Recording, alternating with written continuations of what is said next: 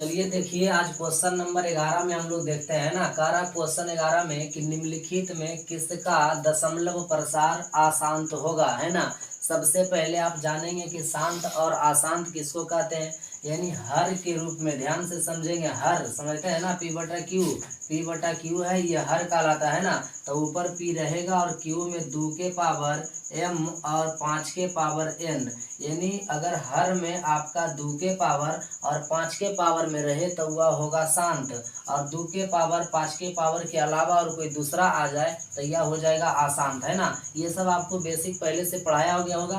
तो चलिए हम लोग चेक कर लेते हैं कि कौन शांत है और कौन अशांत है। इसमें शांत कर चेक करने की जरूरत भी नहीं है, पूछ रहा अशांत है ना, लेकिन बिना बनाए आप कैसे पता कर सकते हैं कि यह अशांत है। चलिए देखिए, हम ऊपर वाले यानी अंश वाले को हम कुछ नहीं करेंगे, हर वाले को चेक कर लेंगे। तो 50 को देखिए, यहाँ पर 50 को गुणनखंड कीजिएगा तो ये हो जाएगा 25 गुना 50, और 25 को कर लीजिएगा तो ये 5 गुना 5 हो जाएगा। देखिए ये 5 के पावर और 2 के पावर में है तो ये शांत हो जाएगा, है ना।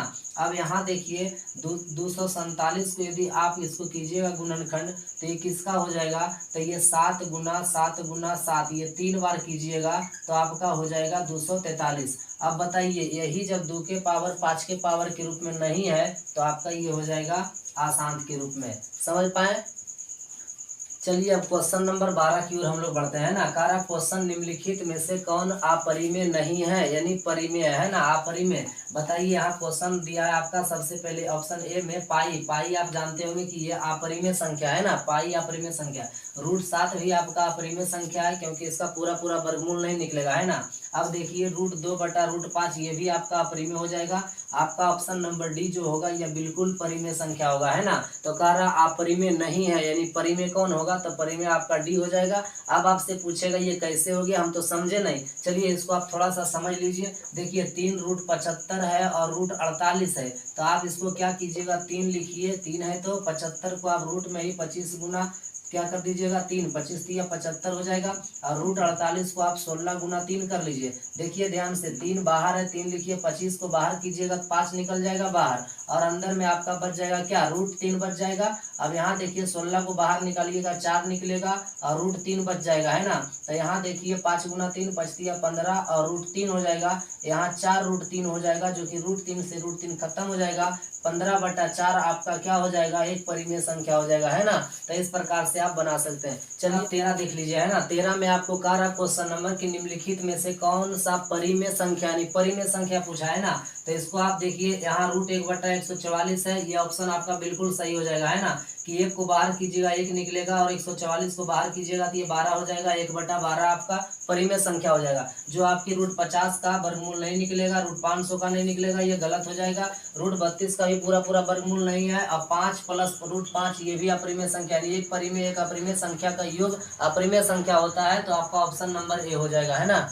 ये रहा, है ना। कहा यदि a बराबर 2 के पावर 3 गुना 3 गुना 5 और b बराबर 2 के पावर 4 गुना 5 गुना 7, तब लासा ए बी होगा, यानी ए बी का लासा क्या होगा, है ना। तो आप जानते होंगे कि इस लासा हम कैसे निकालेंगे, यानी देखेंगे सबसे ज्यादा किसका घात है। देखिएगा यहाँ 2 के पावर 3 है और 2 के पावर 4 है, तो 2 के पावर 3 को आप काट दीजिए, 2 के पावर 4 लीजिएगा, है ना। क्योंकि 2 सबसे ज्यादा इसमें है तो इसको हम काहे लिए लेंगे, है ना। चलिए अब 3 देखिए इसमें है, इसमें नहीं है, तो हम 3 को भी ले लेंगे। चलिए 5 देखिए इसमें भी है, इसमें भी 5 है, तो दोनों में से किसी एक को लेंगे लासा निकालने के लिए, 5 हो जाएगा। अब 7 देखिए इसमें नहीं है तो 7 भी ले लेंगे, है ना। चलिए तो 2 के पावर 4 को आप इस प्रकार से लिख सकते हैं ना, 2 गुना 2 गुना 2 4 बार, और 3 को लिखिए, 5 को लिखिएगा और 7 को लिखिएगा। 2 दूना 4, 4 दूना 8, 8 दूना 16, 16 48 होगा। 48 गुना 5 कीजिए, यानी 48 गुना 5 कीजिएगा तो 8 40 के 0 बाकी 4 हो जाएगा, और 5 20 4 24 यानी 240 हो जाएगा। और 240 में गुना कर दीजिए कितना से, 7 से, है ना। 0 का 0, 7 चौका 28 बाकी 2,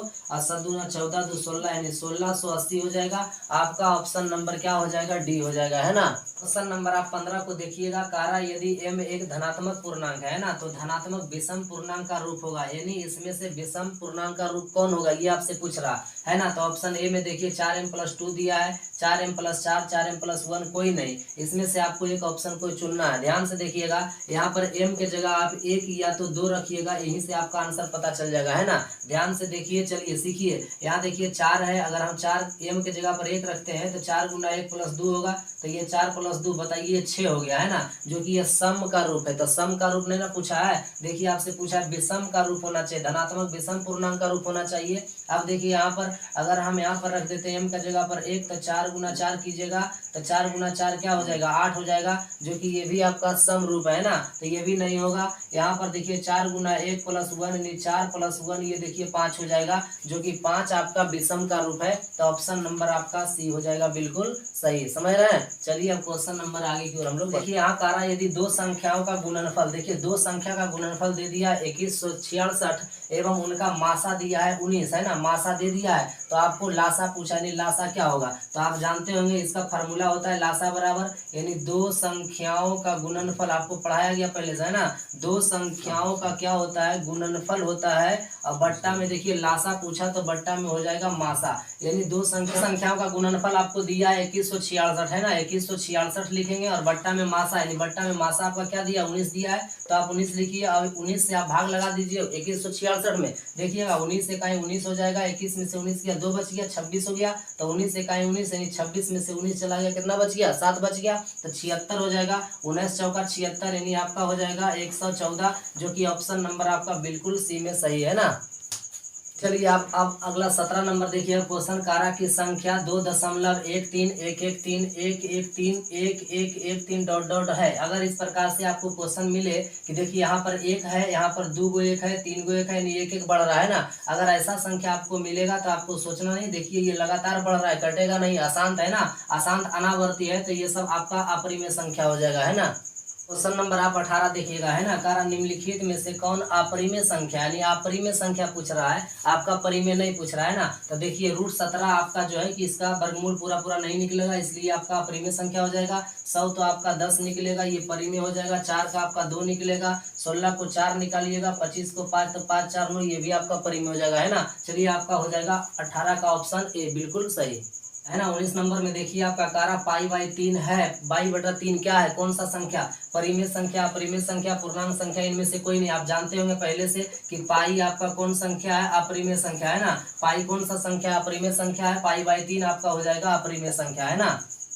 नंबर 20 देखिएगा है ना, कारा की एक आशून्य परिमेय संख्या, यानी आशून्य परिमेय और अपरिमेय संख्या का गुणनफल क्या होगा है ना। आपको यहाँ समझना है कि आशून्य का मतलब होता है शून्य नहीं, यानी शून्य को छोड़कर आप बताइएगा कि परिमेय और अपरिमेय संख्या का गुणनफल क्या होगा। यदि आप मान लिया जाए एक अपरिमेय संख्या ले लीजिए, देखिए √2 आपका कौन संख्या, अपरिमेय संख्या, यदि शून्य के साथ गुना कर दीजिएगा तो ये हो जाएगा √2 गुना 0 नहीं 0 हो जाएगा शून्य। तो आप जानते हैं कि शून्य तो एक परिमेय संख्या है, तो ये आपका गलत हो जाएगा ना, शून्य तो एक परिमेय संख्या, जो कि बल्कि पूछा आपसे कि परिमेय संख्या का गुणनफल क्या होगा आशून्य को छोड़कर, तो बताइए तो शून्य के साथ कर दिए ना, तो आशून्य को छोड़ दीजिए, मान लिया जाए आप √2 ले लीजिए, √2 ले लीजिएगा, ये आपका क्या हो गया अपरिमेय संख्या, और एक परिमेय संख्या ले लीजिए, आप कुछ भी ले लीजिए, चलिए 4 ले लीजिए, तो 4 आपका परिमेय संख्या हो गया, आप इसको गुना कीजिए तो ये हो जाएगा 4√2, तो 4√2 आपका कौन संख्या हुआ अपरिमेय संख्या, इसलिए आपका आंसर हो जाएगा ऑप्शन नंबर बी, हमेशा अपरिमेय संख्या होता है ना।